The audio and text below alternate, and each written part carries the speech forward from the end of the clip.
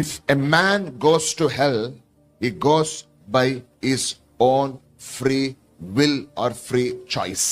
ఒక మనిషి నరకానికి వెళ్ళిండంటే తన స్వేచ్ఛ అనుసరించి, తన మనసును అనుసరించి ఆ వ్యక్తి వెళ్ళాడు. తన సొంతగా వెళ్ళినాడు.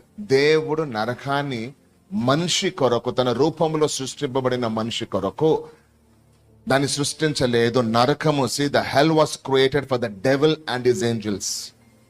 నరకం అనేది అపవాది కొరకు, వాని దూతల కొరకు సిద్ధం చేయబడింది. మనుషుల కొరకు సిద్ధపరచబడలేదు. అది సాతాను కొరకు, దాని అనుచరుల కొరకు, అది ఆ ఏంజల్స్ పడిపోయిన అద్భుతాల కొరకు అవి సిద్ధపరచబడింది. కానీ మనము వెళ్ళాలని దేవుడు మన కొరకు, మనిషి కొరకు అన్నట్టుగా వెళ్ళేది. కానీ నువ్వు వెళ్తున్నావు నరకానికి, ఎవరైనా వెళ్తున్నారు అని అంటే అది దేవుడు పంపించట్లేదు, దేవుని ప్రణాళికలో లేదు. అది నువ్వు కోరుకుని వెళ్ళాలని. కాబట్టి you are going by your own will.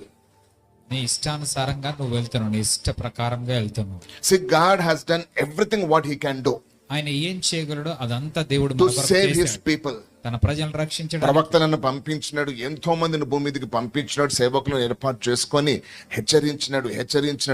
మీరు ఆలోచన చేయండి, సొదొమ గొమొర మరి నాశనము చేయకంటే ముందు అబ్రహాముతో దేవుడు మాట్లాడతాడు, నేను ఇది చేయబోతున్నాను అని చెప్తే Abraham might have, he has been preached, he was preaching, Abraham తెలియజేస్తాడున్న ప్రజలకు, కానీ వాళ్ళు లెక్క చేయలేదు.